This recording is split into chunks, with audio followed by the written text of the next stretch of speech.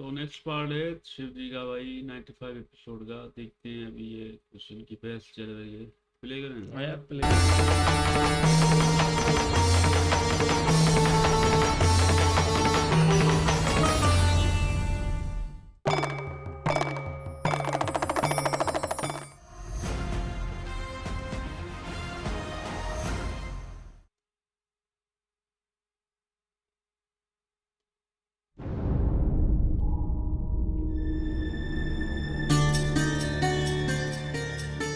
सती, क्या हुआ?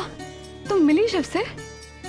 नहीं दीदी, मुझे तो मेरे भगवान मिल गए।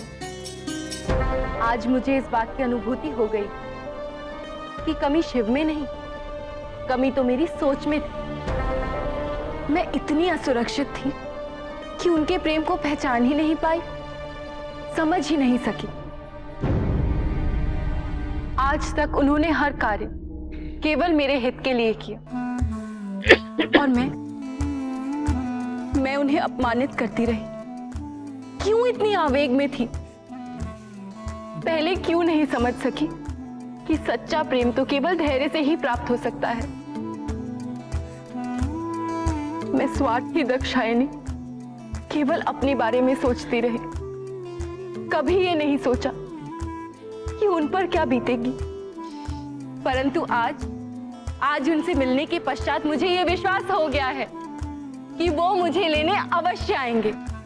आज कोई चिंता नहीं, मन में कोई द्वंद्व नहीं, कोई शंका नहीं, कोई भय नहीं, क्योंकि आज उनके साथ मुझे अपना भविष्य स्पष्ट दिख रहा है। सच सती? हाँ दीदी, हाँ। आपको विश्वास नहीं हो रहा है ना? मुझे भी नहीं हो रहा। जानती है, आज मुझे ऐसा लग रहा है जैसे मेरे जीवन में कभी कोई दुख था ही नहीं। बस अब माँ और पिताजी की अनुमति लेनी होगी, पर उसके लिए मुझे पूरे परिवार का साथ चाहिए। हम तुम्हारे और शिव के साथ हैं सती।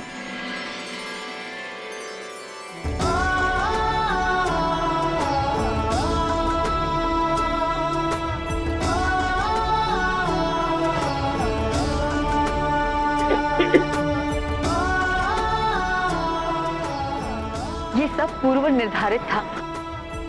महर्षि भृगु की गणना कहती है कि सती और शिव का विवाह निश्चित है, इसे कोई नहीं टाल सकता। तो किसी के विरोध का कोई महत्व ही क्या? सती, दोष हमारा था। तुम्हारी यातना को समझना तो दूर, हम सब उसका कारण ही बनते चले गए।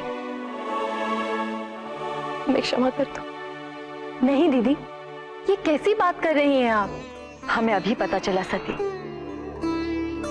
कि जटा के रूप में वे शिव ही थे, जिन्होंने तुम्हें वचन मुक्त करवाने के लिए इतना अपमान सहा। यहां तक कि उन्होंने स्वयं को अपमानित कराने के लिए अपनी वो मूर्ति भी बनाई। हम ही मूर्ख थे जो समझ नहीं पाए शिव को। मैं भी उन्हें कहां समझ पाई दीदी। अभी उन्हीं से मिलकर आ रही हूं।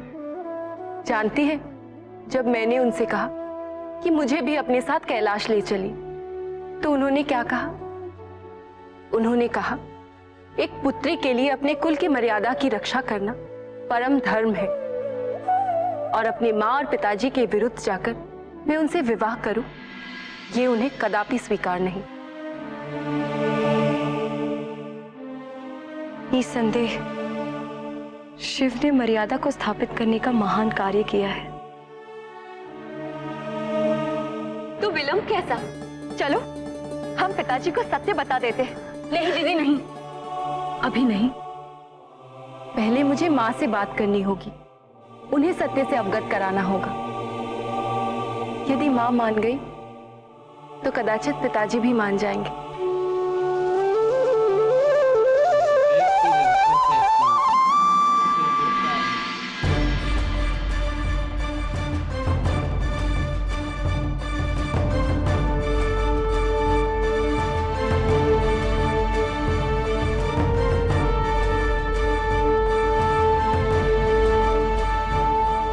प्रजापति,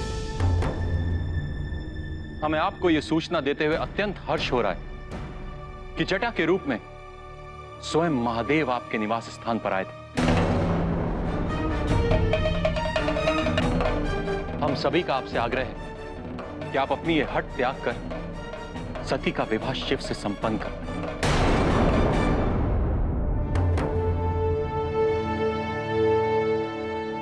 प्रजापति, ऋषि अत्रि ने जो कहा वो सत्य है। कदापि नहीं।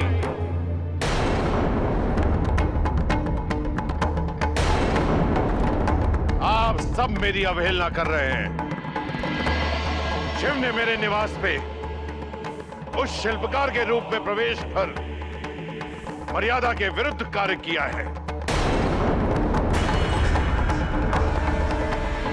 और आप सब उसका समर्थन करते हैं। इसे मैं आपकी मूर्खता समझूं? आपका दुस्साहस।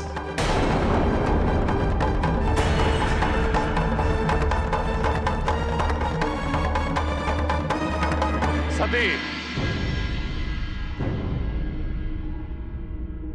तुमको शिव के बिना ही रहना होगा।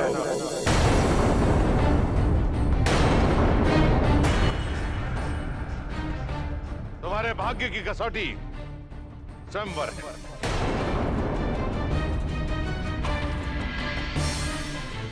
तुम्हें अपने लिए वर चुनना होगा और इसके अतिरिक्त तुम्हारे समक्ष और कोई विकल्प नहीं है। किंतु ये तो अन्याय है पिताजी। न्याय और अन्याय की शिक्षा अपने पिता को मत दो।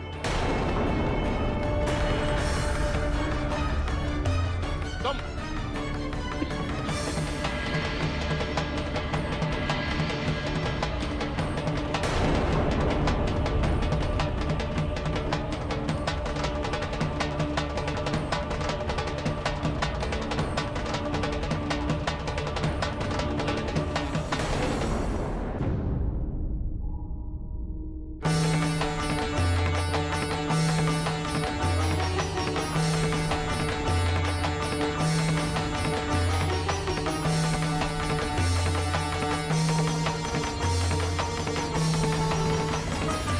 प्रसूति, मेरे अपने हितैषी मेरा विरोध कर रहे हैं।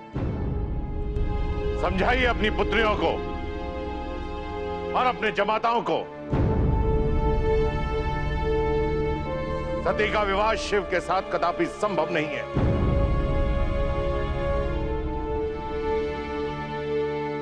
यदि संभव नहीं है स्वामी, तो संभव करना होगा।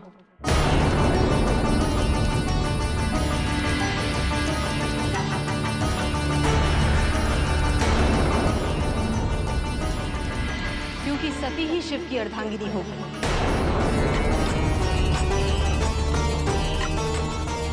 और इस बात का ज्ञान मुझे हो चुका है स्वामी।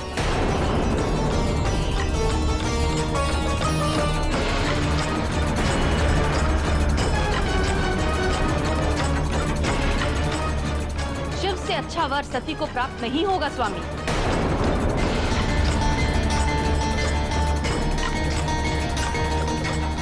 अब इस सत्य को स्वीकार करने के सिवा आपके पास और कोई विकल्प नहीं है स्वामी।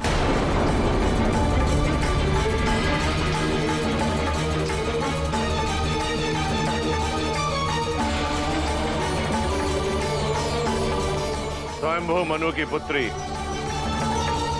कभी भी अपने दायित्व को नहीं भूली थी, परंतु आज क्या हो गया?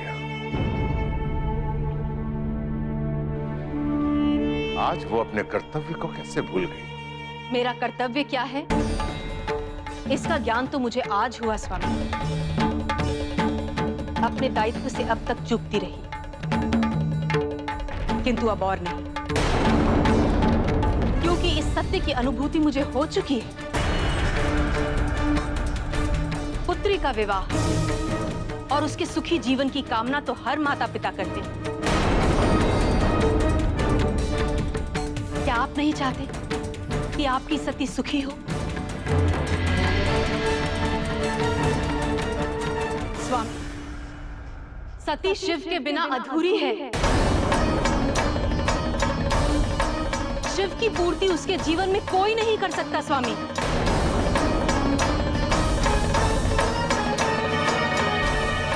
कोई नहीं।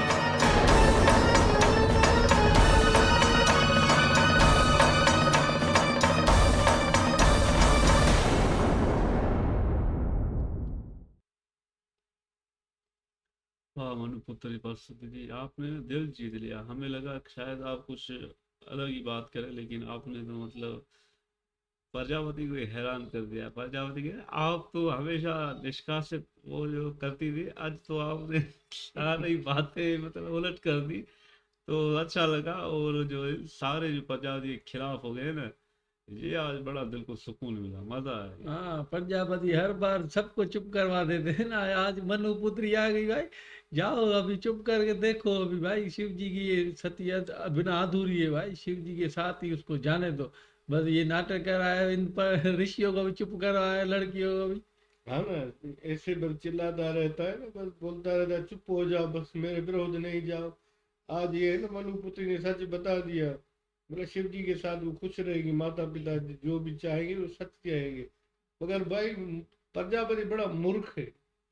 मूर्ख तो है ना, मूर्ख तो शुरू में प्रजापति हमें अच्छा नहीं लगता। मनुपुत्री भी आज अच्छी लगी, पहले ये भी मूर्ख थी।